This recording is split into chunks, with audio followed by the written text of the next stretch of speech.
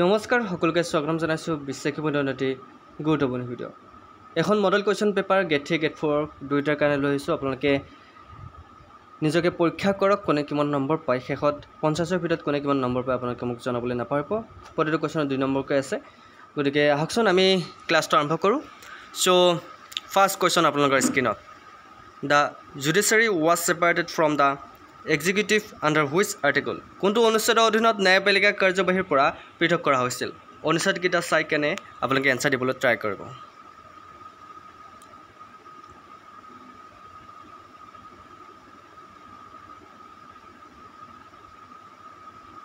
ইয়াৰ correct answer হৈছে article 50 মনত ৰাখিব আৰ্টিকল 50 বা অনুচ্ছেদ 50ৰ অধীনত ন্যায়পালিকা কাৰ্যবাহীৰ পৰা পৃথক কৰা হৈছিল মনত ৰাখিব বহুত ইম্পৰ্টেণ্ট নেক্সট কুৱেশ্যনটো আহিছো Who was the head of First Administrative Reforms Commission? প্ৰথম প্ৰশাসনিক সংস্কাৰ আয়োগৰ মুৰব্বী কোন আছিল অপচনকেইটা চাই লব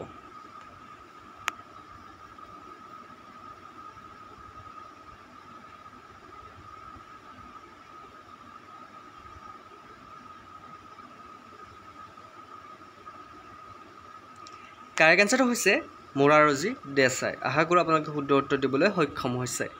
নেক্সট কুৱেশ্যনটো আহিছো The Citizenship Act was passed in the year কোন চনত নাগৰিকত্ব আইন গৃহীত হৈছিল বহুত important question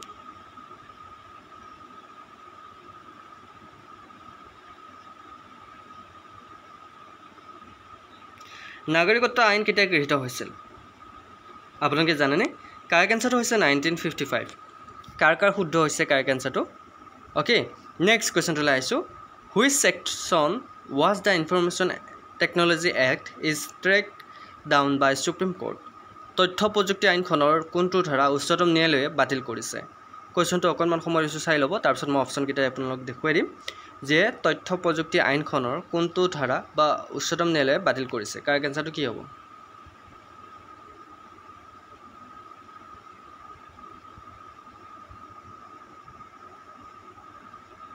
Correct answer is 66A. গতিকে মনত ৰাখিব নেক্সট কুৱেশ্যনটো লাইছো Which of the following article is dealing with provision of child labor? তলৰ কোনটো লেখাত শিশু শ্ৰমিক নিষেধাজ্ঞাৰ বিষয়ে আলোচনা কৰা হৈছে কোনটো আৰ্টিকল বা কোনটো অনুচ্ছেদত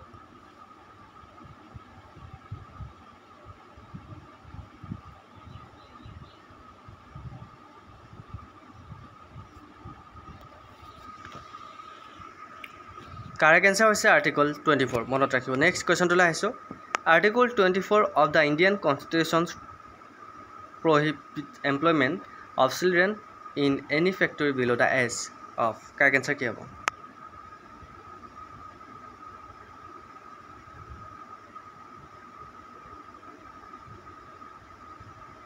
Yeah, correct answer is 14 years. Next question to laiso. Name the Prime Minister when for the first time the no confidence was moved in the parliament.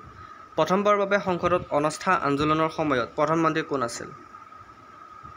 আছিল প্ৰধানমন্ত্ৰী অনাস্থা আন্দোলনৰ সময়ত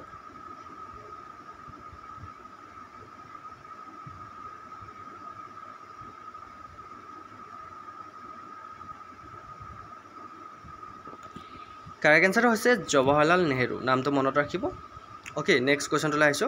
Who was the provisional president of Constitution Assembly in India? ভাৰতত সংবিধান সভাৰ অস্থায়ী সভাপতি কোন আছিল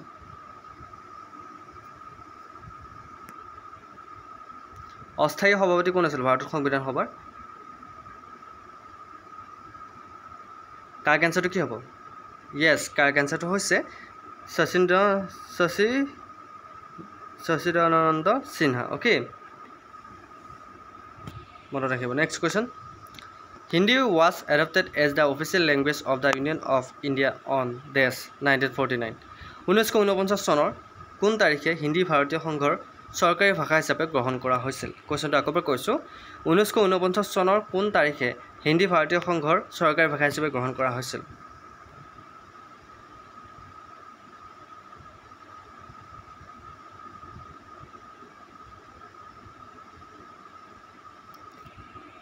Correct answer হৈছে 14 September মনত ৰাখিব 14 September okay next question to laisu Who of the following has described the Indian Constitution as quasi federal তলৰ কোনে ভাৰতীয় সংবিধানক অৰ্ধ ফেডাৰেল বুলি অভিহিত কৰিছে কোনে কৰিছে আপোনালোকৰ কোৱেশ্চন কেইটা কেনেকুৱা লাগিছে বাৰু পৰীক্ষাত অহা কোৱেশ্চন আমি ডিসকাস কৰি আছো যি খুবেই ইম্পৰ্টেন্ট আৰু আপোনালোকৰ যদি পিডিএফ বোৰ লাগে এইখন পিডিএফ লগতে সকলোবোৰ কোৱেশ্চনৰ পিডিএফ যদি লাগে আপোনালোকে আমাৰ লগত কন্টাক্ট কৰিব পাৰে আমাৰ WhatsApp নম্বৰ আপোনালোক দিয়াই আছে ওকে পিডিএফ লাগিলে আপোনালোকে যোগাযোগ কৰিব পাৰে সো ইয়াৰ কাৰেক্ট আনসাৰটো হৈছে কেচি হুৱেৰ ওকে মনত ৰাখিব option B is right answer next কোৱেশ্চনটো লাইছো The constitutions of Jammu and Kashmir came into force on Jammu আৰু কাশ্মীৰৰ সংবিধান কোন বছৰত কাৰ্যকৰী কৰা হৈছে বহুত ইম্পৰ্টেন্ট কোৱেশ্চন জম্মু আৰু কাশ্মীৰৰ সংবিধান কোন বছৰত কাৰ্যকৰী কৰা হৈছিল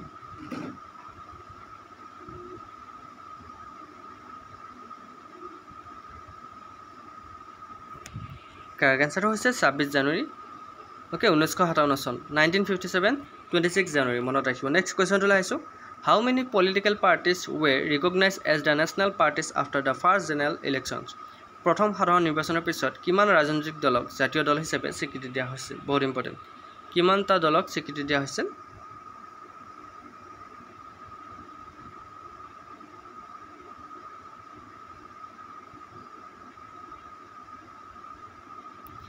কাৰেক্ট আনসাৰটো হৈছে 4টা দলক স্বীকৃতি দিয়া হৈছিল এই 4টা দল কি আছিল আপোনালোকে কমেন্ট কৰি জনাব নেক্সট কোৱেশ্চন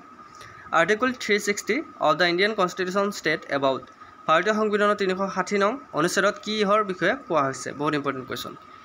360 বা 360 ওকে 360 আৰ্টিকলত কিহৰ বিষয়ে কোৱা হৈছে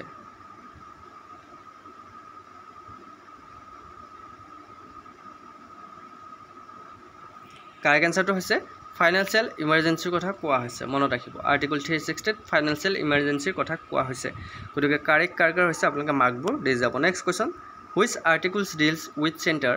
ষ্টেট ৰিলেশ্যনছ ইন ইণ্ডিয়া কোনটো অনুচ্ছেদত ভাৰতৰ কেন্দ্ৰ ৰাজ্যৰ সম্পৰ্কৰ বিষয়ে আলোচনা কৰা হৈছে কোনটো অনুচ্ছেদত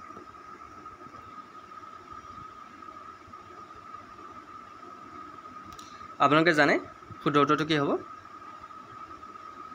শুদ্ধ উত্তৰটো হৈছে Article 245 পৰা 293 লৈকে Article 245 পৰা 293 লৈকে ভাৰতৰ কেন্দ্ৰ ৰাজ্য সম্পৰ্কৰ বিষয়ে আলোচনা কৰা হৈছে এটো মনত ৰাখিব বহুত ইম্পৰ্টেন্ট নেক্সট কোৱেশ্চনটো লাইছো Who is the first Indian president to use pocket veto ব্যৱহাৰ কৰা প্ৰথম ভাৰতীয় ৰাষ্ট্ৰপতি কোন আছিল বহুত ইম্পৰ্টেন্ট কোৱেশ্চনটো আগৰবাৰ কৈছো pocket veto ব্যৱহাৰ কৰা প্ৰথম ভাৰতীয় ৰাষ্ট্ৰপতি কোন আছিল যিয়ে pocket veto ব্যৱহাৰ কৰিছিল কাৰেক্ট আনসাৰটো কমেন্ট কৰিবলৈ ট্ৰাই কৰিব যদিও নাজানে তথাপি চেষ্টা কৰিব ইয়াৰ কাৰেক্ট আনসাৰ হৈছে জ্ঞানী জেল সিং মনত ৰাখিব তেখেতে প্ৰথম পকেট ভেটো ব্যৱহাৰ কৰিছিল ক্লিয়াৰ নেক্সট কোৱেশ্চনটো লাইছো article dash of the constitutions grants right to minorities to establish education institute সংবিধানৰ কোনটো অনুচ্ছেদত সংখ্যালঘুসকলক শিক্ষানুষ্ঠান স্থাপনৰ অধিকাৰ প্ৰদান কৰা হৈছে বহুত ইম্পৰ্টেন্ট কোৱেশ্চন কোনটো অনুচ্ছেদত প্ৰদান কৰা হৈছে সংখ্যালঘুসকলক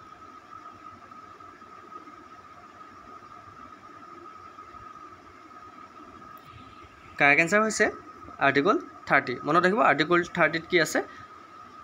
সংবিধানৰ 30 নম্বৰ অনুচ্ছেদত সংখ্যালঘুসকলক শিক্ষানুষ্ঠান স্থাপনৰ অধিকাৰ প্ৰদান কৰা হৈছে নেক্সট কোৱেশ্চনটো লাইছো in which article deals official language in India ভাৰতীয় সংবিধানৰ কোনটো অনুচ্ছেদত ভাৰতৰ চৰকাৰী ভাষাৰ কথা উল্লেখ আছে কোনটো অনুচ্ছেদত উল্লেখ আছে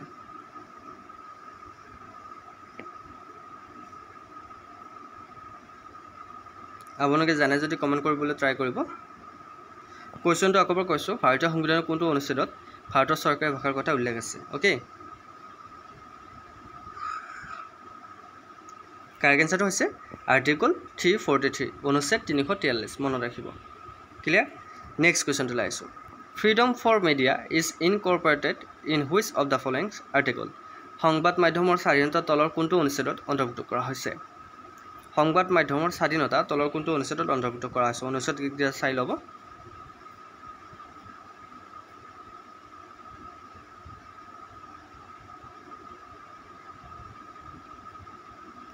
কাৰেক্ট আনসাৰ হৈছে আৰ্টিকল 19 ওকে নেক্সট কোৱেশ্চনটো লাইছো in which year was the first লোক আদালত held কোন বছৰত প্ৰথম লোক আদালত অনুষ্ঠিত হৈছিল বহুত ইম্পৰ্টেন্ট লোক আদালত প্ৰথম কেতিয়া অনুষ্ঠিত কৰা হৈছিল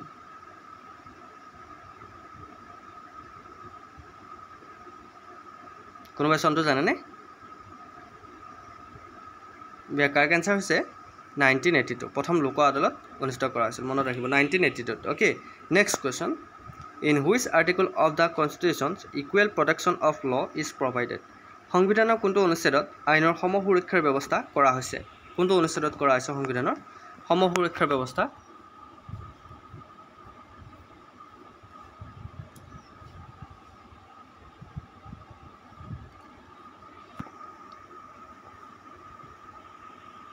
কাৰেক্ট এনসাৰটো হৈছে আৰ্টিকল 14ত কোট কৰা হৈছে আৰ্টিকল 14ত নেক্সট কোৱেশ্চনটো লাইছো The first joint session of the parliament was held in which year? সংসদৰ প্ৰথম যৌথ অধিৱেশন কোন বছৰত অনুষ্ঠিত কৰা হৈছিল যৌথ অধিৱেশন সংসদৰ প্ৰথম কোন বছৰত অনুষ্ঠিত কৰা হৈছিল সংসদৰ প্ৰথম যৌথ অধিৱেশন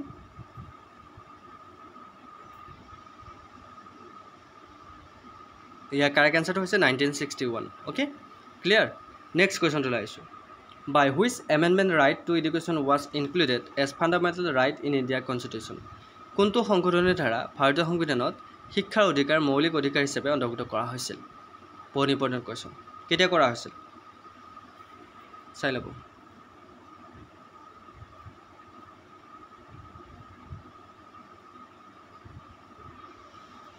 ইয়াৰ কাৰেক্ট আনসাৰটো মই কোৱাৰ আগতে কোৱেশ্চন আগৰ কৈছোঁ কোনটো সংশোধনী ধাৰা ভাৰতীয় সংবিধানত শিক্ষাৰ অধিকাৰ মৌলিক অধিকাৰ হিচাপে অন্তৰ্ভুক্ত কৰা হৈছিল সংশোধনীটো হৈছে 86 ওকে 86 সংশোধনী option C is right answer next কোৱেশ্চনটো লাইছো which of the following article authorize parliament to form a new state তলৰ কোনটো অনুচ্ছেদে সংসদক নতুন ৰাজ্য গঠনৰ বাবে কৰ্তৃত্ব প্ৰদান কৰে ইয়াৰ ভিতৰত কোনটো অনুচ্ছেদে সহায় কৰে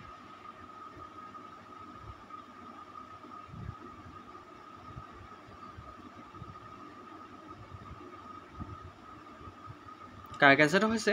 আৰ্টিকল 3 মনত ৰাখিব নেক্সট কোৱেশ্চনটো লাইছো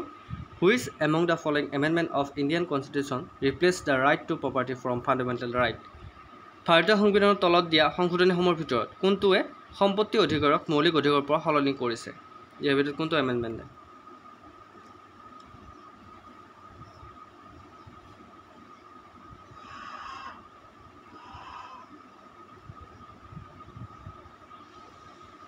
কাৰেক্ট আনসাৰটো হৈছে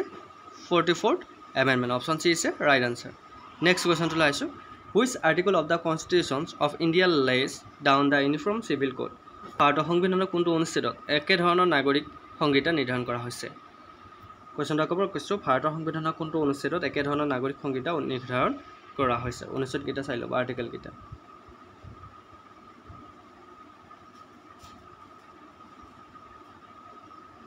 ইয়াৰ কাৰেক্ট আনসাৰ হৈছে আৰ্টিকল 44 মনত থাকিব তো এয়া আছিল আমাৰ আজি টোটাল